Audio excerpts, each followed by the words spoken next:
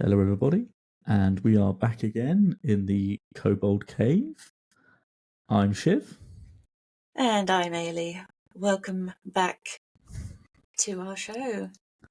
Indeed. It's been a week. It's been one of those weeks. And we have decided to pick a slightly, I don't know if you'd call it controversial, more troubling topic to speak about. Go on. It's certainly an more intense topic. Intense. We're going to talk about red flag DMs. Now, if you don't know what that is, that's basically a DM who may have a few hardline rules that don't really make sense, or just be a general, I don't know, arsehole. I don't know how to put it any more blunt than that, really. Yeah, the red flag DMs, basically just people that you should, if you notice some of these signs, you should probably take a step back because it might not be a good environment for you. And short disclaimer, some new DMs will inevitably step into the red flag zone. It's not their fault. You are redeemable. You may not realise that what you're doing is learn from your mistakes, folks. But, I mean, there's always a chance to talk to your players and figure these things out, but unfortunately, there is some out there who want their table played a specific way, want their game a specific way, and unfortunately, that will drive players away. Yes. So let's get into it. So we put this out onto our social media @2KeyApp Podcast. If you're not following that, follow that, please, because we like to have loads of followers. Will we still be on Twitter?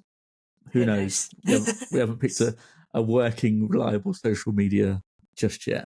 But the first one that drew my attention was from someone called @TheAbleLexi. And they said, I had a DM once spring the rest of the group changing on me.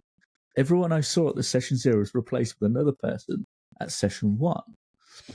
And, how did that make them feel? And they sort of said that they felt that the rug was pulled out from under them. The folks at session 0 ended up dropping out, but I didn't know. And it was a quote-unquote surprise. Now, that's already a bit shady to me. Yeah. I'd come to session 0, an unusual character concept that I wanted to run the character by the other players. It didn't go well. And the response, like, did you leave the game? They did, unfortunately, due to a combination of life things and poor fit. Sometimes this happens. I'd come to the table with an eccentric goody two-shoes character. Suddenly everyone who had agreed with that concept was replaced with people who hadn't got the heads up. The new group was mostly edgy characters, a poor mix. So that was a bit of an interesting one, because I don't know, that's never happened to me, where you, at session 1, everybody's changed. So that's a bit of a strange one, why the DM wouldn't have clued this player up. No, but if you replace maybe one person, all right, maybe it slips your mind to mention it, you're just like, okay, yeah, well, but yeah. It slips your mind. It does happen. I've done it. I've forgotten that I've invited someone to come and play in a game as like a one-off thing, and I'm like, oh right, yeah, sorry, damn it, my bad. I had such a week, and I just forgot to tell folks. But yeah, this person's here. I heavily vouch for them. They're only playing for this session, whatever. But by replacing the entire table and not telling the one person that didn't get replaced, that's not on. That's bad. Calling it a surprise is just a bit disingenuous. Yeah. That's no, you can't do that, because all those things that this person has discussed with that first table are suddenly just, it's all wiped out. There are no boundaries, there are no, people might not know each other, and all of a sudden you don't know how they're going to get along. You can't just dump that on someone. That's bad. That's a massive red flag when somebody does that and it's like, oh, it was just a surprise for you. No. This isn't a surprise. This is you trying to pull the wool over my eyes. Yeah. And to me, from that point on, I'd be like, well, I'm not sure I want to play because I'm not sure I can trust you from now on. Because if you pull these surprises, what else have you got in store? I don't like this sort of unwanted surprise. It's not necessary. Exactly. If they can just change up something as important as, the player lineup and not tell you, Precisely. what other stuff are they going to pull and not tell you? It's like that. That's No, bad form. that is bad Yeah. form. That's really bad form. And it makes people uncomfortable. The whole Yeah. secrets. There's a lot of secrets, What you replaced the whole table. How is that a good Yeah. thing? What And happened you to didn't them? get, That's yeah, a, you there you didn't go. give me What a heads up. happened to them? Why did they decide to Well, not? Did they I know can only something say, that they did that she well, didn't? This is the thing. I'm looking, as I read that, they all dropped out. So I would assume that they thought, strange vibe here. We'll back out. We'll, Yeah. we'll, we won't bother. Another person that's dropped a little message in for us is Ampersand Productions' own Paul. Shout Hi, out to Paul. Paul if you're listening. Hi, Paul. Avid listener, avid reader. It Reader? says here, yeah, what was that's what we'll call our listeners. Their readers from now on. All right, okay. Each player only gets 90 seconds to complete their turn in combat.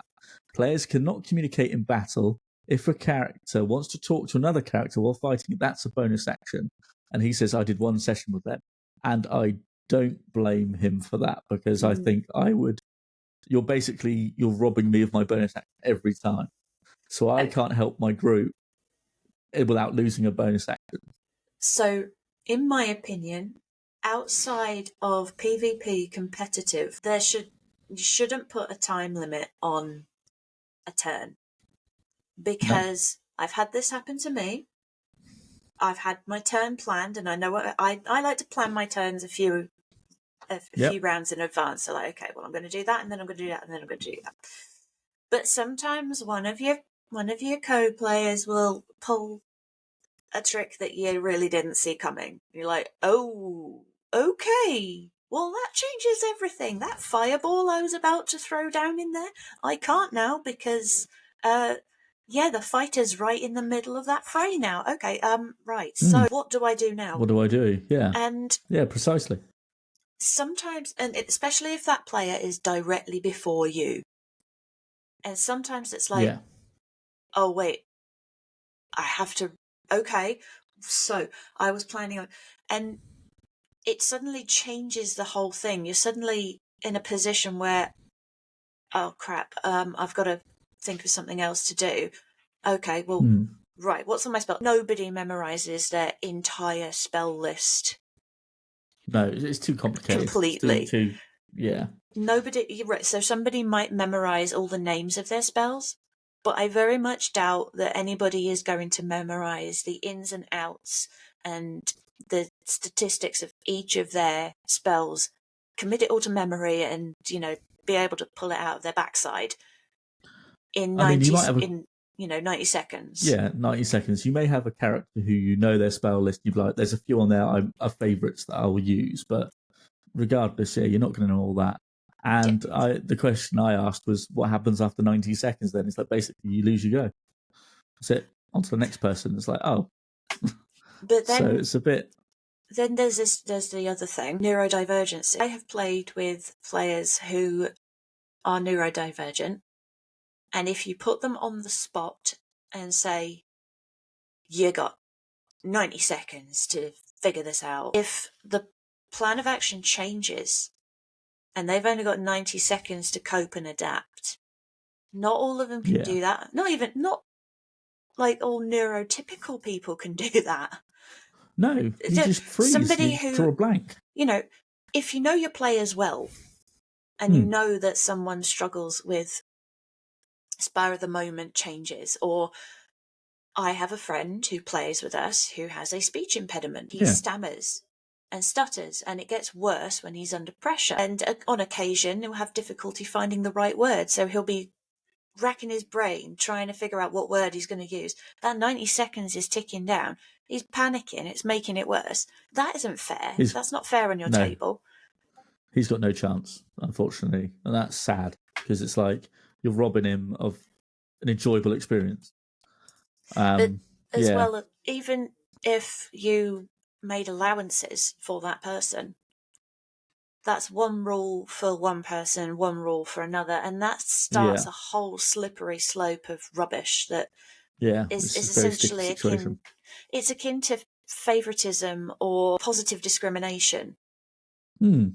Basically, and it starts a slippery slope of And it's just not each. worth even, yeah.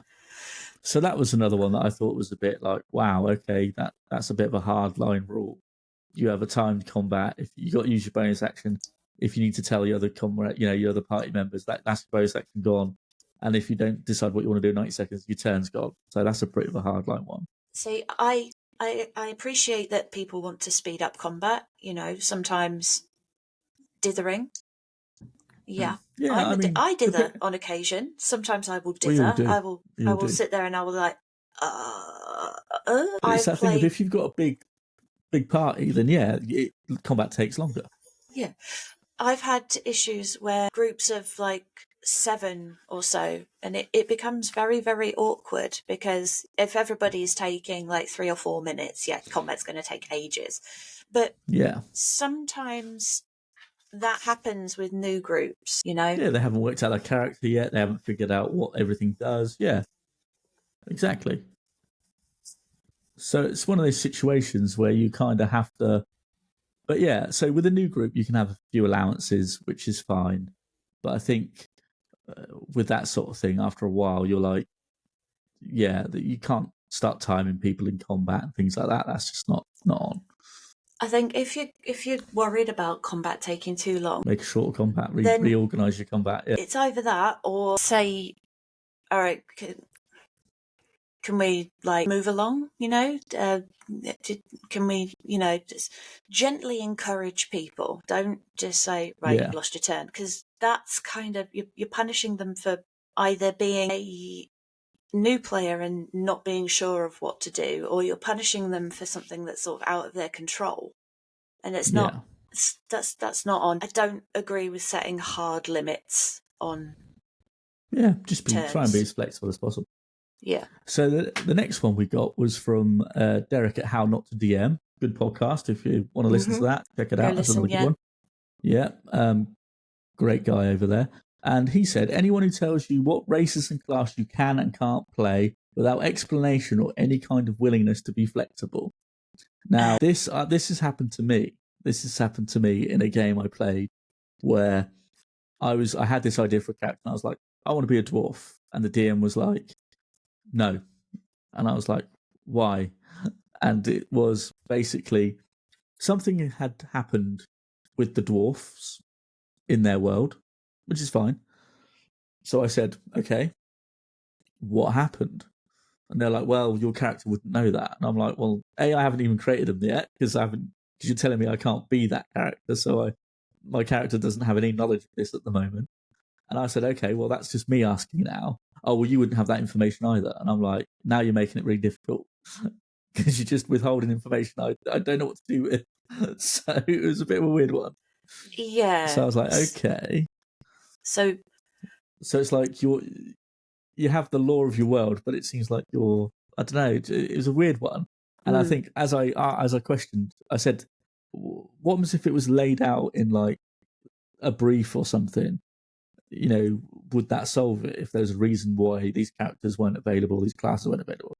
And he says, yeah, if there's a specific reason they made sense, the DM helped you find something else that sounded fun, I think that makes sense. But if you just get a no elves because I said so message, that's a red flag for me, which I think is kind of what the kind of point I was making is like the same sort of thing where it's like, no dwarves, why? Because I said so. So yeah, I'm inclined to agree with that. Yes, it is the DM's world. Yes, they can put restrictions on, but unless there's a good reason for it, I don't see why anybody should be stifling somebody else's creativity. If someone came up into my game and said, "Oh, I want to play a half dragon," technically that isn't included in my playable race list because it just isn't. I haven't put that in yet as the law. But if there's no good reason for half dragons to not exist in my world, why would I stop them from playing it? It's basically just a Dragonborn with some tweaks. Well, yeah, And Dragonborn exists, so why not half dragons? So for me, that's an excuse for me exactly. to expand my lore. Now, if they Yeah, came up to me and said, I want to play, or let's say I want to play like a robot like a robot that's powered by a slime. I'm kind of like, that like probably, a weird Warforged type thing. yeah, like a Warforged like that might not fit, because you're literally talking about a mech suit, right? Like, yeah, a mech suit. Yeah, That might not work, because actually that kind of theme, that kind of style doesn't sort of fit in with the aesthetic of the world. And if I were yeah, to say, okay, well, they come from a completely different world, most of their abilities would not work. yeah. Like, And then how would you power this mech suit? Does it have yeah, batteries? Because you're talking about literally like a robot, a proper robot. It needs a power source. It needs fuel. You're not going to yeah. find that in No, you're sort of getting my into world. weird Terminator territory as well. It's like, Yeah. what, it time So travels now? What's going on? so what I normally Yeah, do in that instance is, okay, well, instead of like a slime powered slime powered robot, I can kind of point you towards the Warforged, which does exist. It's not a robot. It's sort of it's biomechanical, so it's not it's not a quite the Borg. robot. Yeah. It's kind of like the Borg, actually, in a way, Well, I I suppose, suppose. yeah, in a way, It's actually, is biomechanical. simulation. So Yeah, it's not quite a robot, but it is what people would consider to be a robot-like. So I can offer yeah, that, and I would try and work with them to find something that would actually fit in the world. A robot powered by a slime is just not. It doesn't fit with the lore that has been established in the world. This yeah, type of technology is too advanced. It doesn't exist. And if it did exist, it would be in a world far removed from yeah, Arda, and that would make it practically impossible for it to function, because there's no way to support it. Nobody would have the tools or the materials available to repair it or anything. So that would exactly. Yeah. be a So, point where I'd say, okay, well, maybe that wouldn't work, but here's a few ideas that are similar to that could potentially work. What do you think of these? yeah, definitely. Yeah. So, Otherwise, if you're going hard no, it's like, really? It doesn't make any so sense. I had something similar, but it Mm-hmm. was, you have to play a female elven sorceress. Why? This goes Do you back to remember this one? Was Yeah. this from our problematic players episode or Yeah. before then? It was from one of our earlier episodes. I I think I think it was mentioned the it. first few. Yeah, I know first I've few. mentioned it once or twice to various people, but Mm. the excuse was because you're a girl and that's what Mm. girls play. Yeah. And I was like, Wait a minute. but I don't want to play a female elven Mm. sorcerer. I want to play a male half-elf ranger who fights with twin swords. What's so wrong about that? Oh, but you're not a boy. It's like, well, last time I What's checked, that? no, I wasn't. Yeah. Is that What's that got to do with anything? is that not what the RP and the role play for RP kind of role play? Is Just that not couldn't blew their mind. Just couldn't it? compute. Yeah, and I was like, you know what? I'm not going to get. I did. Too deep in the weeds. I did play with this DM, Mm-hmm. and it didn't get any better, because No. girls only play this, and it became very, oh, girl, you're a girl, you wouldn't know this, you wouldn't know how to do that, you wouldn't know how this works. And I'm like, but clearly I do. Yeah. Oh, Massive red flag. here, let me add up your roll for you. Like, mate, I can count. It's I can. I'm fine. Hey, Yeah. sweetie, look, I can count to 2. Yeah. I don't need your doing help well. to add up on a D6. Thank you very much. No. I know I'm doing how okay. that I'll put this works. far. I can do maths, okay. What was funny was I had a better maths grade than he did. So I was like, why are you even? So that was a big old red flag. It was like girls only play. It's like, no, we don't. Clearly we don't, because that was a massive red flag for me. And yes, I did play anyway, just to, see if it got better. It did not. I should have just gone with my gut. And just, I mean, that's the thing. I mean, that was from some of our listeners that have tweeted us. So thanks for doing that. That was helpful. We got some good insights there. Now, for personal experience, red flag DMs, I've experienced a couple in my early days in the TTRPG world. And the thing is, world, try something new. Extra H in there, like just WHORLD. What? What's he doing? One thing I experienced was, it was like main character syndrome. Oh. I don't know if you've experienced this. It was basically where there was a group of us. There was the ranger, I was the fighter, there was a cleric, there was a rogue, and there was a bard. And as time went on, we kind of, by the end, the rogue was kind of being pushed as the main character. Now, we didn't know this until it all blew up, because we had our Discord server and we had like private channels, so you could discuss things with the DM and stuff like that, like backstories and stuff. And as time went on, my half-orc fighter, his backstory is completely eliminated.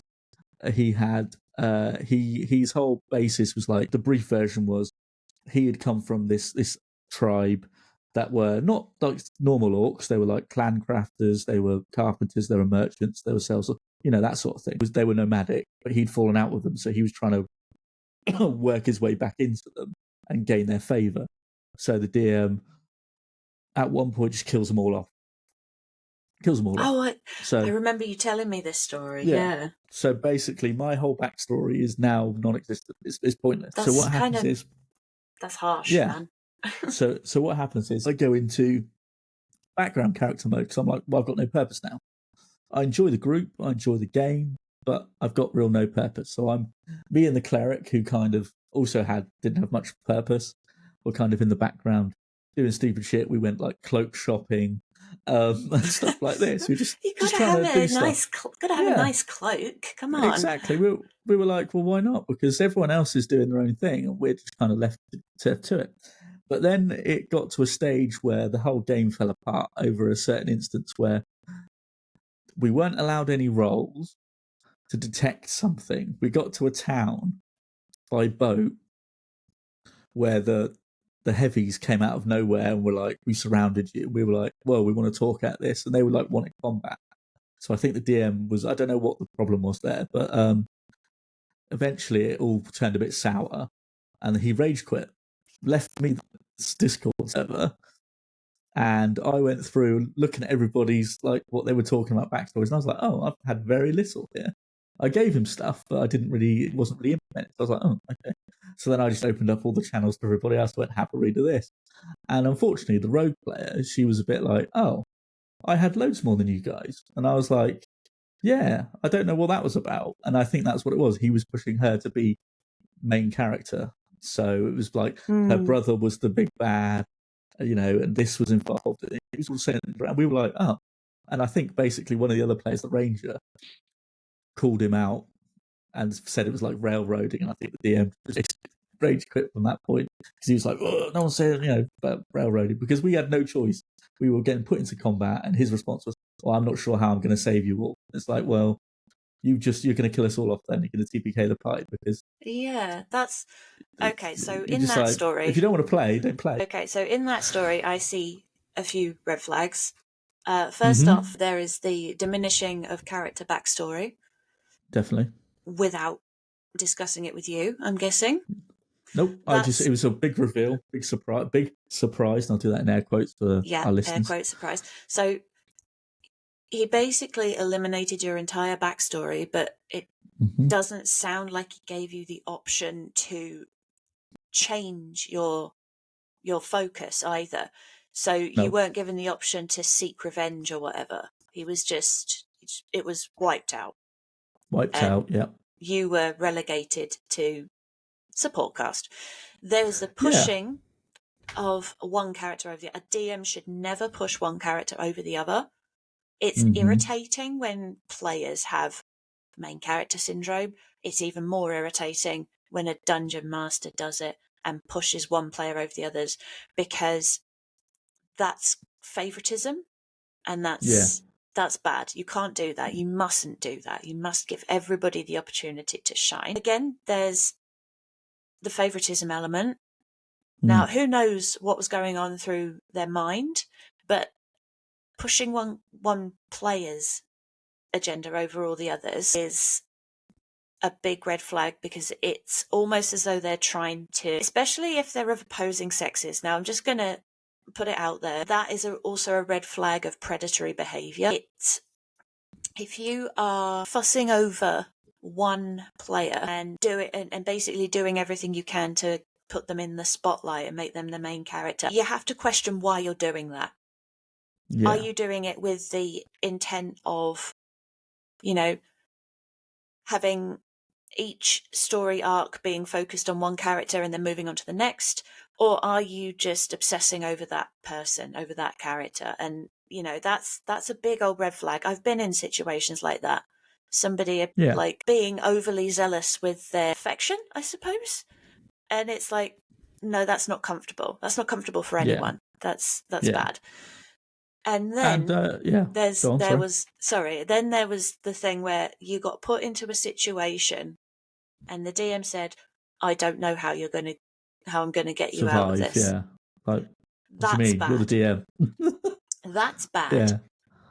Yeah. If you intentionally go in and railroading, again, number 4, railroading, if you railroad your players into a position where they have to be in combat, and they are in combat with a force that they cannot defeat, and you haven't prepared an out for them, that is very UV them. Yeah, that's and that's not how it collaborative. became in the end. Yeah. That's not... No. Unless a tabletop game specifically states that it's you against the players, like Kobolds, for example. Kobolds is very much one guy against everybody else. It's basically escape from the Kobolds camp, and one person plays as the Nazis, and everybody else has to either work together or against each other, depending on the type of game you're going for, to escape from Kobolds. And that type of game is specifically set up as a UV them. Most games like Dungeons and Dragons and Pathfinder and all that, not like that. They're not set like that. They're set up as collaborative storytelling opportunities. It's not UV them, and that's like, why have you? What? That's one of those things where I'm thinking, mate, you're not playing Kobolds. Yeah, you're playing it. It's like you're working with us, with the players, And I felt sorry for the rogue player because she was completely oblivious to this and was just like, "What? What's happening? Why is this happening?" Sort of thing. So I sort of felt we discussed it all as a group afterwards once the DM rage quit, and we sort of were like, "Yeah, there was some really fishy stuff going on, but we couldn't quite put a finger on it because we basically got given a city. It was basically a city of thieves and murderers, and he gave it to us, and we were like, so what are we supposed to do here then? Just like try and clean up the city? What do we do? So, he wanted to give one of the players like the Thieves Guild, which was the rogue, where all the information comes out. He wanted to give one of the players the docks, which the ranger just flat out refused. He's like, no, that's not my character. Why would I ever work at the docks? He's a nature guy. And then he wanted to give me, my character, the half-orc fighter, to run the city. So I was like, okay, well, I'll run the city. That's fine. So the character I met, like, he was the guy in charge, and he was supposed to be giving me all the inside info. And then I got challenged by, this other person in the city with his bodyguards. And I went to the guy and I said, well, let's put it this way. I considered it like the mafia would. You do a favor for me, take this guy out, and, and we're all square and we'll run the city, because he's threatened me, he's threatened my group, and blah, blah, blah, blah, blah. You still have the power in the city.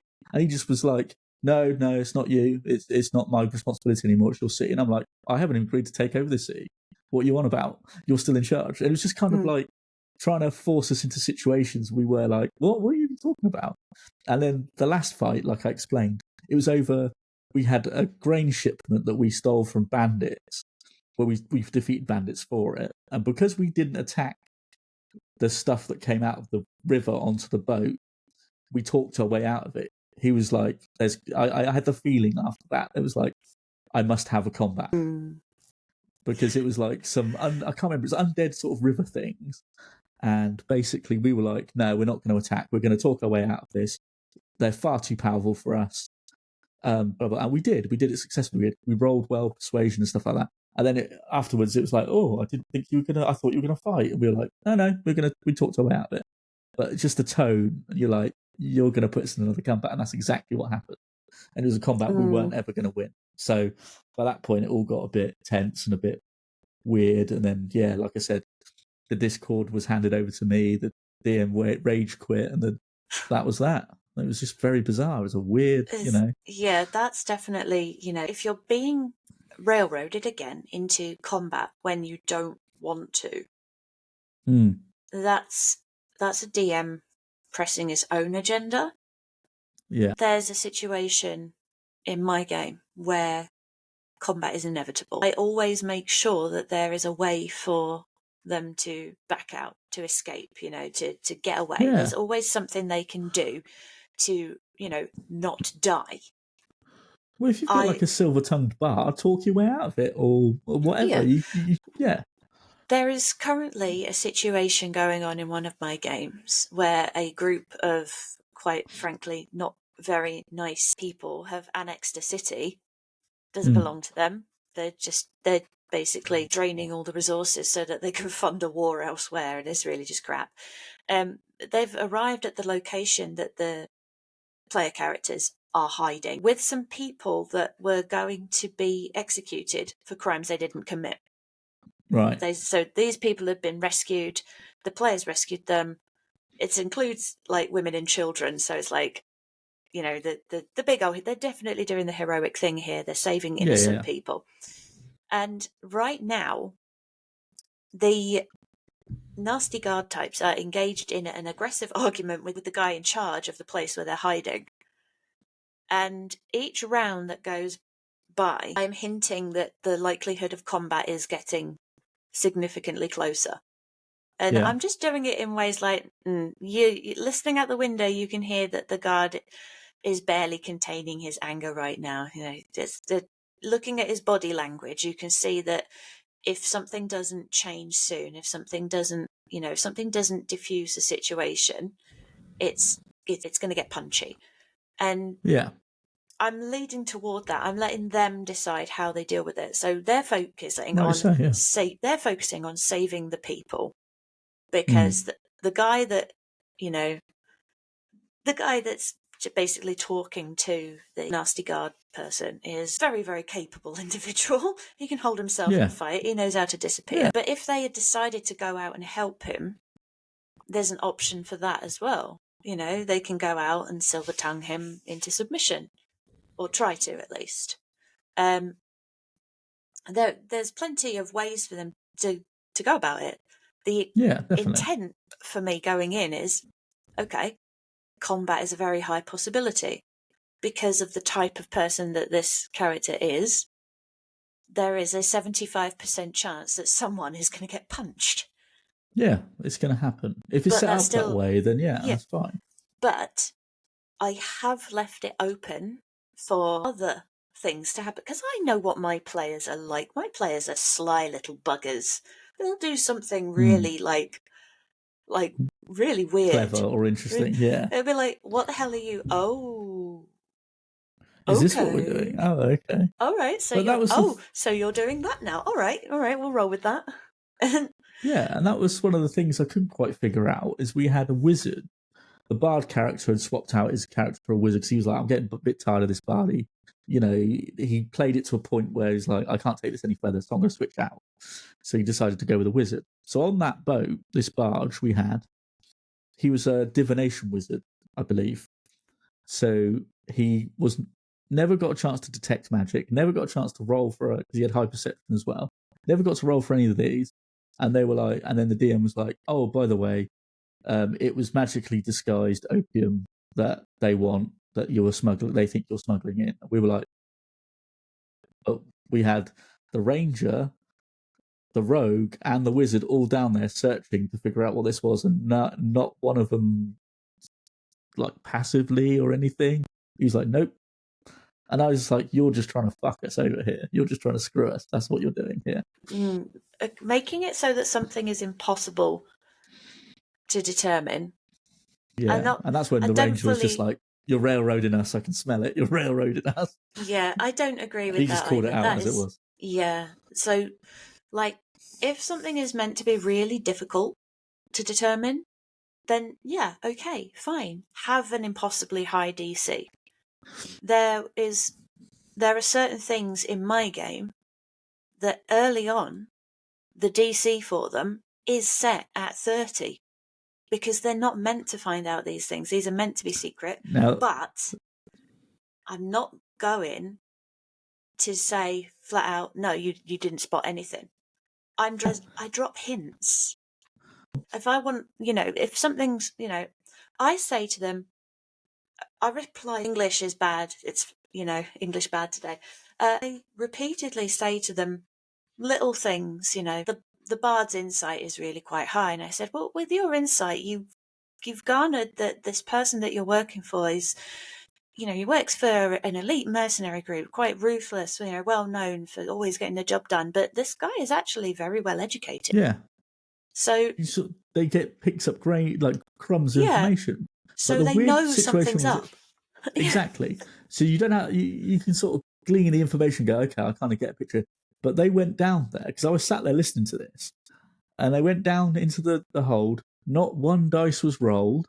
They said, we look around. Do we see anything suspicious? No, you don't. It's just grain. And I was like, you're fucking. And then afterwards, when that all came out, oh, it's magically. I was just like, you fucking dick. You screwed us on that one because you didn't allow the players to roll the dice to find out whether it was. You just said no, and then you just pulled out your ass at the last minute because you didn't like the way it was going. And I was just like, no, that's not on. No. And it soured the whole thing. Yeah. It's that again, that's a changing up things or making things difficult without reason. So the whole reason, there is a reason. I don't know which of my players listens to this, so I'm not going to say. Well, don't go too much detail. I'm not going to go into too much detail, but there is a reason that the DC is very high. Yeah. For the things that they don't know, the things that they don't discern. There is a reason for it. There is a law-based reason. Which is totally fine. But if you never allow your players to roll the dice in the first place, to even attempt to have a look at it, then you've fallen. That's it. You've fucked it before you've even began. But I let my players roll for random shit. That's what I mean. Exactly. I'm going to try and catch the duck. Okay, roll for Dex to see if you catch the duck. I don't know. I mean, if three players went down there and rolled poorly, I get it. There's no way they were expecting anything.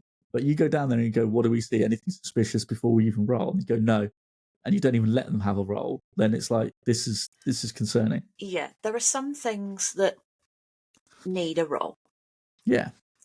Definitely. Looking and perceiving and trying to find something suspicious, actively investigating is one of them, especially in D&D. Yeah. It is literally on the sheet. Investigation. Why bother having that if you're not going to even use it? If you're not going to use it. And it's the thing is, you could go passive perception. You go, oh, they've picked up something. Passive perception. You spot something at the corner of your eye or whatever. Not even any of that. And you're like, what are we even doing here?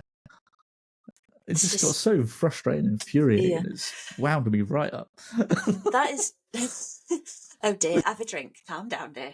Yeah, it was just you're just taking like player agency away. Yes. And I'm like, I'm not wasting my Sunday afternoon just fucking about with you lot for no reason. If we're not going to make dice rolls and you're going to tell me no every time, I'll go do something else. It's fine. Yeah. That is definitely a big red flag. So. Illogically omitting rolls. So sometimes I say, oh, do we see anything? I might go, you not really. And I might, sometimes I might say, you could take a look, but the DC on this is high. It's going to be difficult. You're not It's going going to to be get really much difficult. from it. Yeah, that's fair. You're welcome to so roll for it. You're welcome to roll for it, but I don't think you're gonna, like they're in a really dark space. They don't know what it looks like. Even with dark vision, that's limited. Like, can I spot the other side? No, it's 80 feet away. Your dark vision doesn't go that far. I have extra dark vision. I don't know if you've heard. Extra special dark vision, like eternal. Yeah. Okay, so gave me extra dark vision. So the glooms, if you have a class or a race that has extended dark vision, then yes, okay. Sometimes I forget that they can see, and I say, well, that's outside your dark vision because I'm going by standard. That's a genuine error. That's just me having a doof day. Yeah. But if they are intentionally not letting you roll for stuff because they're worried that you're gonna find something, or what? I don't even think it was that. I think it was just a means to an end. I think he was like, maybe he didn't like us anymore. I no idea. Don't know the backstory. No, everyone was like given any of you anymore. Well, no, whatever the reason was, and we talked about this later. And he was a good DM. I was like, I just basically was blunt and just went, nah, he's fucked it. Tough shit. You've done it. I don't care. You've ruined the game for everybody. And they were like, all the other groups were like, well, yeah, fair point, fair point. I was like, yeah, but don't forget, guys, these are sort of things that happen. You can all read it for yourselves on the Discord server. It's not like it wasn't anything too nefarious, but it was more along the lines of it was just weird shit that they were doing behind the scenes. It was like you're just like not even letting the players play properly. It was weird. It was so weird. And there's another instance where there was another bit of railroading, and it was two choices. We picked one choice. The DM was like, I want you to go this way. We were like, no, we're going here. And they went, but you're still... And they basically just forced us to go the way... I think it was someone in a street was like trying to get us to do a mission or something for them. We were like, no, we're not interested. Thank you. We've got something more important to go on. And they were like insistent until it was basically they made us to have to do it. And it was just like, you're just pushing us into something we don't want to do here. If a DM is forcing you to go in a specific direction, why are they bothering to give you a choice in the first place? Exactly. That's a big no for me. That is basically them saying that your choices, your opinions, your thoughts don't matter. It's very much about them. That's a giant red flag. It becomes all about them. It's their story. No, it's not a DM story. Yes, it's a DM's world. It's a DM's creation, but it's not their story.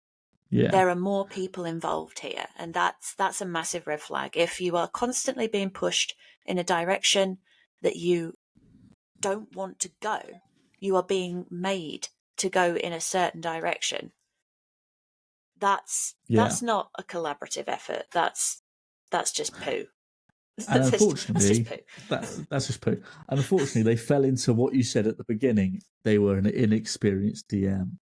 They were like, no, this is the mission you got to go for. And we were like, you've given us two options. We're going to go for this one because you told us it pays more.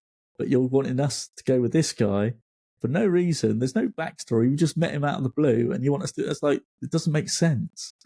And again, like I said, it's one of those things where as a new DM, you probably fall into the, I've made a mistake. So I think that was one of those things. Inexperienced DM makes a railroading mistake, and hopefully they would have figured it out afterwards. Because that game didn't last long. We were like, nah, we're not doing this. The point there is to learn from that. Definitely. They want to go the other. Right, okay. Maybe I should have thought this through. Forget that. Yeah. Forget that one. Yeah, definitely. But in that itself, that's very much it's my story, not... You've got the red flags of it's my story, not yours. You've got the red flag of railroading. Yeah. And it's just like that's... Yeah. It's tricky. It's tricky. With the problem there is with an inexperienced DM, red flags could be genuine amateur errors, just this is how I thought things were meant to be done. What happens then is how they deal with being called out for these things. So if somebody says, I think that, you might have an issue there, how do they deal with it? The biggest red flag for me is when a DM cannot accept criticism. Yes, that's a good one. They'll get very sort of defensive and be like, "Oh, dare you? I'm the DM. I'm god of this world. Don't call me out." Yeah. So if I make a mistake, at the end of every session, I say to my players, don't forget, send me feedback, your thoughts. If you think I did something wrong, please let me know and we'll talk about it. I always say that. I've been playing with one group for like a year and over a year now, and I still say it. A year on, I still say it at the end of every session because that's important to me. I want them to know that I'm listening. So here's a hard-hitting question for you. Have you received any of that feedback? Have you received any message to say, actually, I picked you up on that, or have they gone, no problem? I have only had one where somebody has come to me and said, I'm concerned about this. And it was because they were a little bit worried because their character is from a different plane of existence to the rest of them. Okay. And working that kind of thing, I hadn't prepared for that right at the beginning. I had the world, I knew what the planes would be like, but there were certain aspects that I hadn't really planned for. And about 6 months in, they came to me and said, I'm a little bit concerned because I'm not sure that my character's really developing. And I don't know that they're going on a journey that is going to get them anywhere. And we talked about it, and I said, look, okay, I'm sorry that this hasn't come up sooner. It's taken me a bit longer to, get this sort of thing in, but I do have some plans for you. I do have things that you can do, but what can I do until you get to that point to make you feel more involved, like more like something is developing for you? And they actually said, oh, well, no, if you've definitely got something planned for me, then that's fine. I wasn't sure if it was a problem because of XYZ. And I was like, no, it's not a problem. It is literally just me being slow. And I have these ideas, but in order for you to reach them, I need the other guys to kind of get you to a certain point. And it's not something I can just drop in randomly. It has to happen in a specific place. So that was very constructive, though, very sort of back and forth. It wasn't just like, well, how dare you, you're banished from my game forever. No. Do you know what I mean? So that's a good interaction, I feel. Well, what it was for me as well was that I also had the same concern. I was a bit worried that they weren't as involved as maybe they could have been. And I was like, I need to figure this out. And then they approached me and I was like, I'm so glad you approached me for that. Thank you for approaching me for that. And most of the feedback that I've had during sessions has been, or after sessions, I should say, has been, oh my God, I love that. And I'm really happy to play with you, which is really nice. That's what you want to hear. I like hearing that. So people, I enjoy playing with you. You're great. I'm like, oh, okay. Yay, people want to come. Somebody loves me.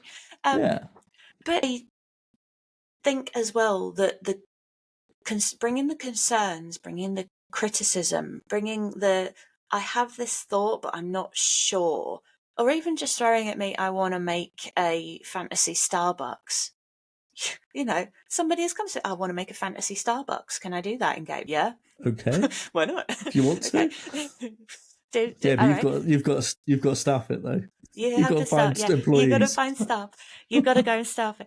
But I said, how would I go about doing this? And I'm like, this is not something that I'd ever really thought of. You know what? I'm going to run with this. I'm going to see what they do.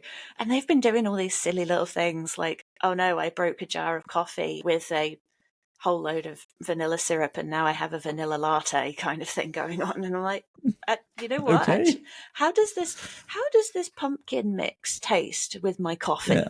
It's like, tastes fine. It's actually, you know what? I'm just sort of letting them do these silly things. I haven't outright said you can't do it. Right. I've said, okay, but you've got to give me a good reason, a good way to do Why it. you want to do it? Yeah. Yeah. How are you going to do it in game? And Yeah. you know what? It's fun. It's cool. Yeah. It's fun, but yeah, That's the sort of thing you want. Criticism. Yeah. I mean, some DMs are not very good at criticism. They kind of they take it quite personally or badly. And I think then the next session can always be a bit of a headache because you're like, Yeah. they might be coming for me this session for some reason. The next minute, the combat is, oh, they're coming for me. Oh, I'm getting some heavy hits. Oh, this is happening. Oh, that's happening. Now I'm down. Now I'm making death saves. This doesn't seem like I've been targeted at all. That 6 sort of frost thing can giants happen. are all stamping on you. Yeah. Yeah, they've ignored the 3 or 4 other members of your party. They've decided to come for you for some reason. Yeah, that sort of thing I've heard. I've read various places that sort of can happen. Some DMs, and I don't want to sort of generalize, some DMs can be vindictive and they're like, I'll get you back for criticizing me. And it's just like, really? I was like, are you that petty? You're that small-minded? You just go, right. Really? Come on. It is my honest belief that all DMs, regardless of experience, should be open to criticism. If your DM is not open to criticism or immediately dismisses your thoughts, your feelings, or tells you to just grow up, that's a no for me. That is the kind of thing that makes me not trust a DM. Yeah, definitely. That's the kind of thing that makes me think you don't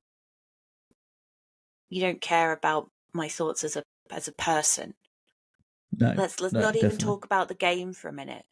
The fact that you are not willing to listen to my feelings, my opinions, my thoughts, my concerns, things that are bothering me as a person, that's a big no. You just outrightly dismissed everything. You just gone, no, not interested or grow up. It's like, you do realise we're playing a game of make-believe. Yeah. Do you know what I mean? That just made me think of something else as well. Gaslighting your players. Yeah. When a DM tells you you're overreacting, or you shouldn't be getting upset over this, or it's in your head. Yeah. And it's like, come on now. Hang on, wait, what? You're not even going to talk to me about why I'm upset. You're just telling me it's in my head, or you shouldn't be. I wasn't that X, bad. Y, Z. Come on. That sort of, yeah. Well, clearly clearly it was, because I'm having an issue with it. I'm having a problem with it. And that then says to me that DM is gaslighting you. And that's bad. Gaslighting in any sense is bad.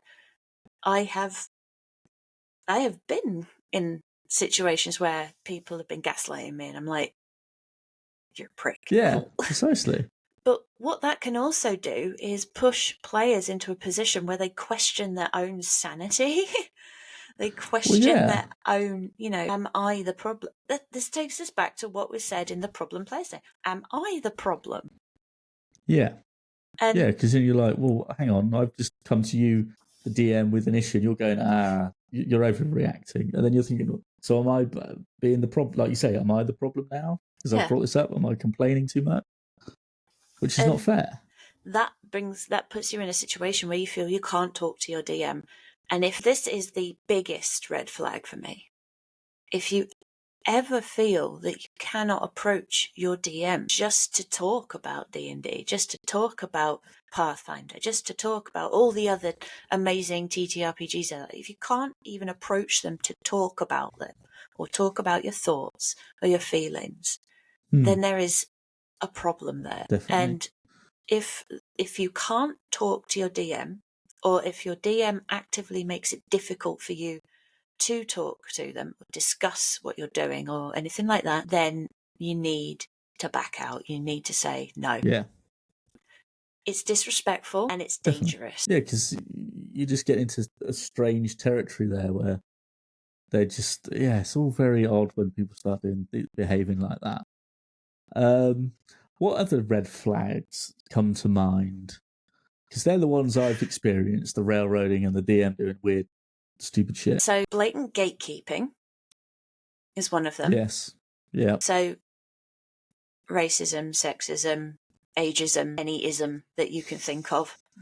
That's a big red flag for me. If they repeatedly say things that, oh, no. Or if they're repeatedly pushing certain agendas during the games, no, let's not. No. None of that for me. A big red flag for me is DMs that don't allow the use of safety tools or who dismiss the need for them. Yeah, interesting. This is a thing for me. If a DM says, like, we're all adults here, we don't need safety tools, that's a bit like saying, well, I'm a good driver, I don't need to wear my seatbelt. It's like, really? Yes, it's there for a reason. The thing is, you may be a good driver, but doddery old Alfred, who's probably got Alzheimer's and might be having a stroke, may not necessarily be doing so well in the driving section. Exactly. And, if you're not wearing your seatbelt, you're going to get hurt, regardless of whether you're a good driver or not. So if somebody says, oh, we don't need safety tools, it's woke bullshit. First off, it's woke is the worst argument ever. If you're pulling that out as a reason for not having something, then yeah, come on, Ailey, stop being so woke. You don't have a real argument. That's not a real argument. It's not. It's not. That really is. Explain. It's too woke. That's not a real argument at all. What do you mean? Explain. Yeah. Yeah. Why is it? What do you consider woke? What is the description of woke? How do you define woke in this context? That's just saying it's woke. There would be never. But if somebody says, I don't have them at my table because we don't need them, it's like, okay, but have you asked your players if they want them? That's different. If your players say they're comfortable with not having them, then there's no issue. It's absolutely fine. It should always be an option, regardless. Yeah. I even instigate safety tools with people that I've played with for years. There's a group that I have played with for years and years and years. And the first time I DM'd for them, I still ran a session 0. I still instigated safety tools. I still gave them the option to verbally draw their lines. I know these guys. I've known these guys for ages, for a decade. I've played with these guys for 8-9 years. Yeah, but exactly. I still give them the option of having safety tools because it's the right thing to do. If they're having a problem, they need to have the confidence that I'm going to pay attention if they say, wait, stop. That's too far, too much for me. Yeah. Fade to black. If you don't give them the option of instigating safety tools, you are basically saying that they have to deal with their own discomfort. They just have to suck it up, sausage. And that's no. You shouldn't. No, not in a game like this. It's not. That's not acceptable. fair. That's not. It's like everything's fair game. Then is it? It's like what? Yeah, that's not a kind thing to do. So no. Sometimes people make jokes amongst my friends. Sometimes they make jokes that I don't agree with, that I don't like. And it was way back during when Roe v. Wade was overturned, and there was this whole thing. Yeah. There was this whole thing going on about a group of people that are not in possession of a uterus really shouldn't be making hard and fast decisions on behalf of people that do have them without consulting them first.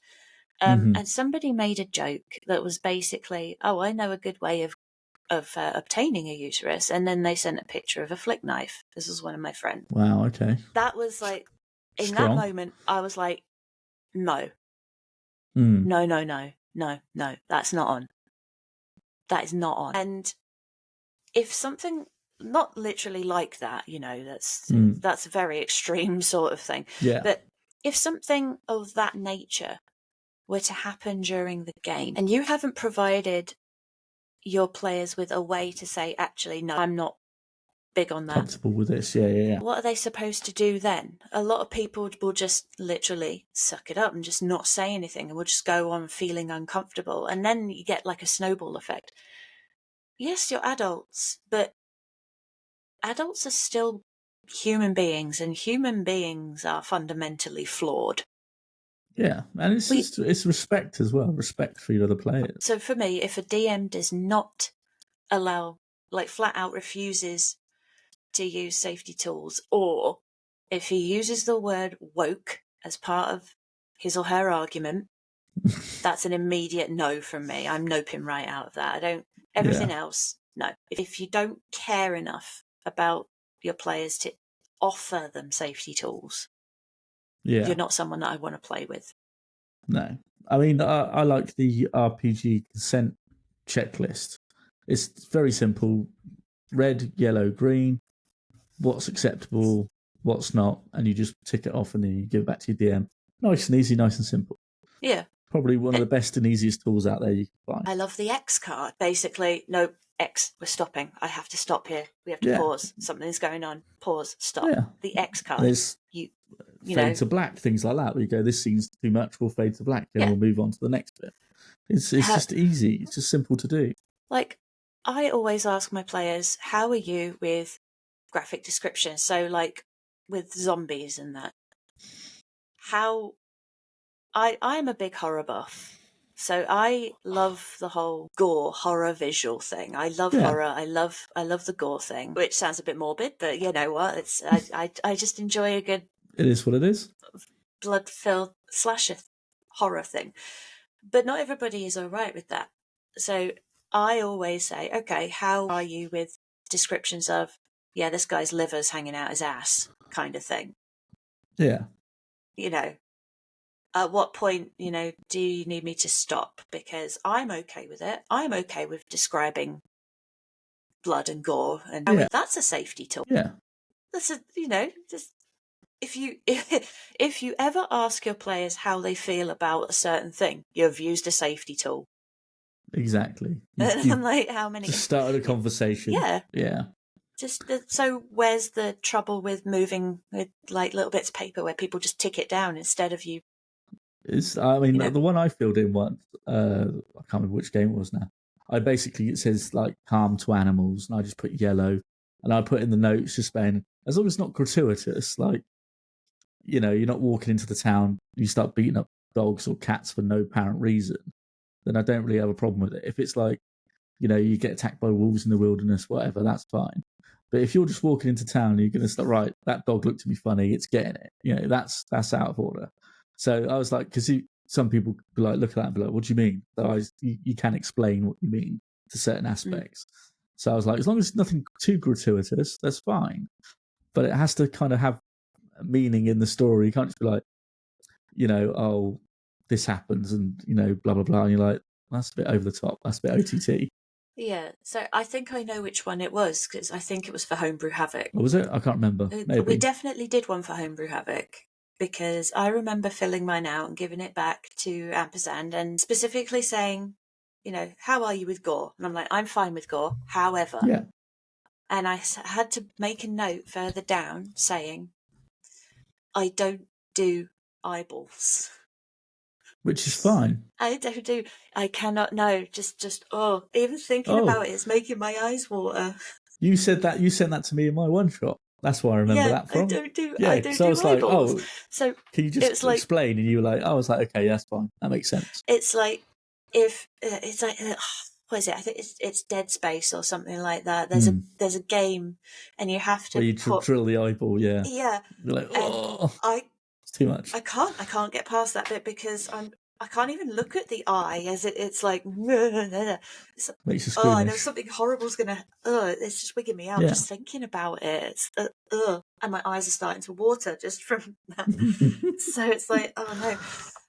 And being on stream, I can't afford for my eyes to start like gushing because screaming. because eyeballs. So like, just don't describe. If you're gonna do something, just say like, if it's something quick and simple, like, the eyeball pops. Okay, yeah, I can handle that. That's fine. But don't go into the nitty-gritty of what happens when somebody's cutting this eyeball. Yeah, like the dagger go. I'm done all this now. sort of, No, that's it. that's too much. I'm done. Yeah. I'm done. But, I've got it. Ooh, gross. Yeah. I think on that note, then I think we'll wrap it up there. Then we can. We found Ailey's limit. With Ailey's limit, eyeballs. Yeah. Don't go poking your eye. I can't be dealing with that. No, it's not a good idea. Contact lenses, no, just don't. This is why I wear glasses and not contacts, even though they annoy me. Yeah. Just can't do it. But yeah, so what have we learnt today, Shiv? Ailey doesn't do eyeballs. You get irritated by the memory of that guy. Yeah, it was just. I think it's just like nonsensical bullshit DMs with their stupidness. Anyway, but yeah, I think a lot of red flags. We've covered a fair few there, and I think if you're out there and you're playing games and you do get the gut feeling that something seems a little bit off, then and the DM's not willing to discuss it with you or address your concerns, then maybe it's time to step away from that table. Yeah, definitely. So signs to look out for: intentional spotlighting of players with no apparent rhyme or reason.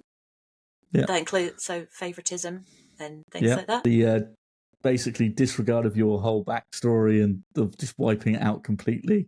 Yep. So you become a virtual NPC. Yeah. Inability to take criticism, railroading. Yeah. And a you v them attitude. Yeah, that's the worst. Yeah, that's the worst one. I think. It is not. It should never be you v them. So those 5. Well, apart from like the blatant things like blatant racism and sexism, that's kind of an obvious one, But definitely. Those 5 for me are the big ones. Yeah, they're the big no-nos. Yeah, and I think if you experience or feel that any of these are happening to you, then you have every right to step away from the table and go, "Thank you, not for me." Yeah. So, yeah.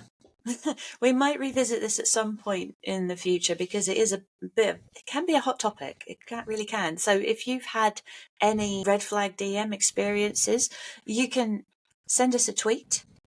We are still floating about on the Bird app, so send us a tweet. Tell us about it. You can also head on over to our website. I can't remember the address because it's a weird one. It's not. We don't have set. If you click the links, it's there somewhere on our social media. Click the links on our Twitter, and you can find us there. You can send us an email, which is 2koboldsinatrenchcoat@gmail.com. So send us an email. Answers on the back of a postcard. Yes, send it to Kobold. Yeah, Kobold. Yeah, East of the Forgotten Realms. Yeah. So we want to hear your stories because we like hearing other people's stories, and so just send us some messages. And hopefully what we've given you this today is actually helpful to you in some form or fashion. And thank you for listening to Two Woke Kobolds. How dare you be woke today? Yeah, and so we all woke. But yeah, so thank you for listening. I've been Shiv. And I've been Ailey. We will see you again next time. Next time. Thank you for listening. Bye-bye. Bye-bye.